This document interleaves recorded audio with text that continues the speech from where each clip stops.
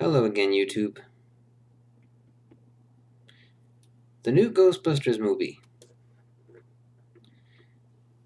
I'm hearing a lot of people who've seen it describe it as a reboot.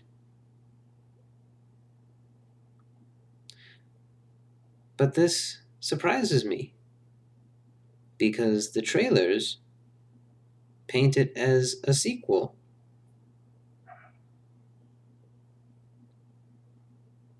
The trailers are pretty much all I have to go on.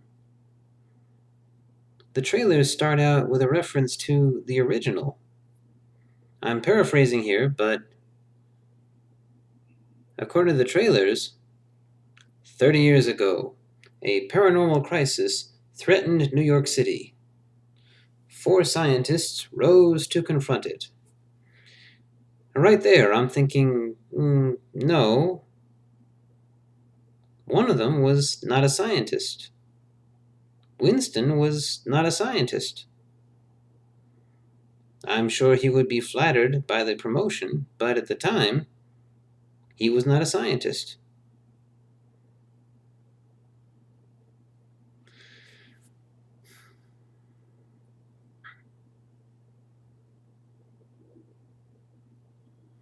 He explains in that movie when he's being interviewed, if there's a paycheck in it for me, I will entertain whatever notion you want me to entertain. But at the time, he was not a man of science. And I look at the trailer, and I infer 3 people on the team who just happen to be educated, like college educated, and look at that, they're all white. And there's one member of the team who is not college educated, and she's kind of loud and kind of obnoxious, and oh, look at that, she's black too. This movie is racist. Where have I seen this before? Oh yeah, the first Ghostbusters movie.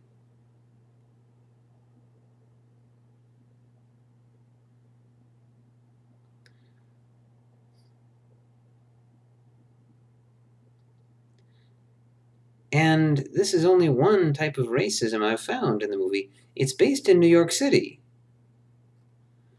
New York City, hands down the largest city in the US.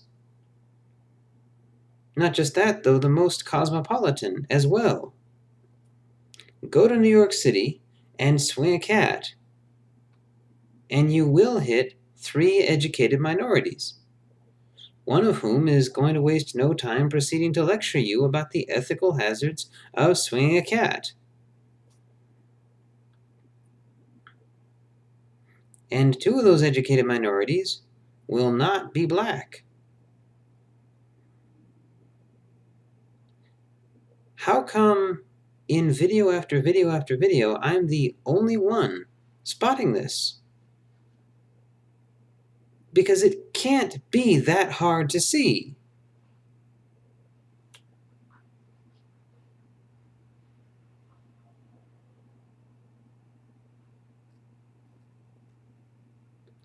New York City, it's not only the largest city, it's the most cosmopolitan. And not just at the lowest social echelon of society, at every social echelon.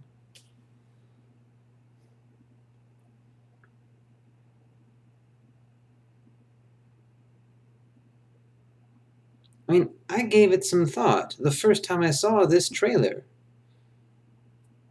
And I found myself wondering, how much time did they spend thinking about how this team was composed?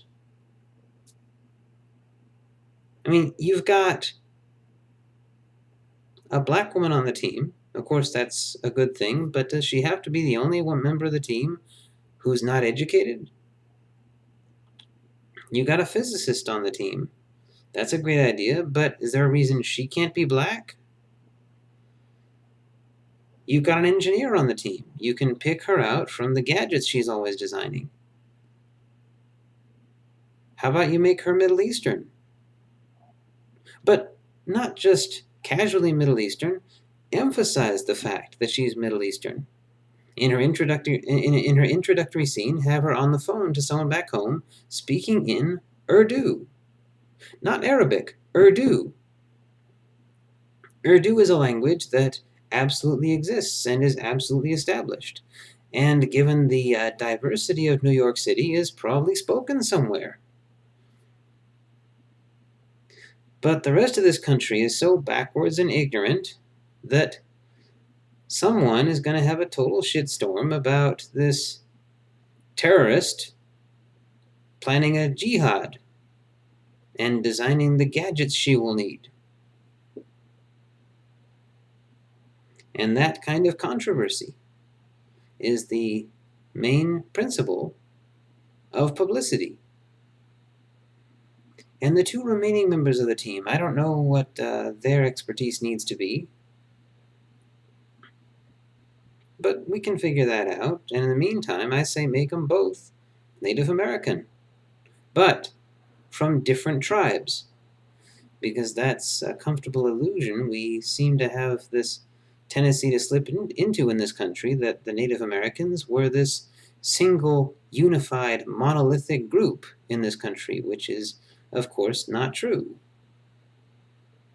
There were 6 or 7 Native American nations on the East Coast, a few dozen on the plains, a few dozen more in the mountains, and 6 or 7 more on the West Coast. 6 or 7, a few dozen, and a few dozen, and 6 or 7 nations in each of these places, which were absolutely distinct. Look back 800 or 900 years and pluck someone from each of these nations and lock them in a room together. They're going to have different fashions of garb, different hairstyles, different mannerisms, and different languages. They will be completely unable to communicate.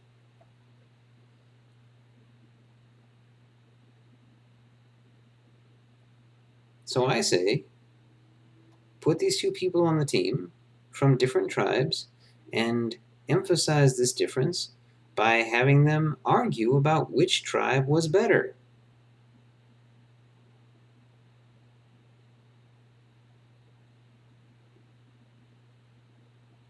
Set this up as the running of things until another paranormal crisis threatens New York City and brings these ladies together. Now, it took me a while to explain this. It took me a while to type it. But it only took me a few seconds to think it up.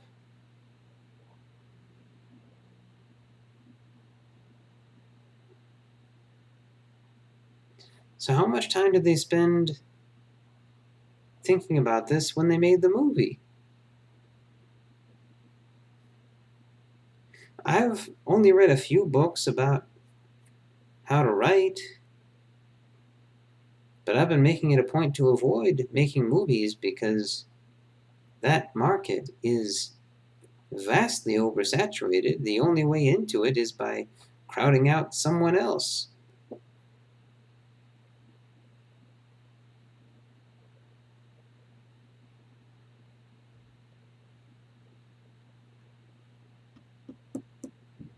Well, I think that's all I have to say about that.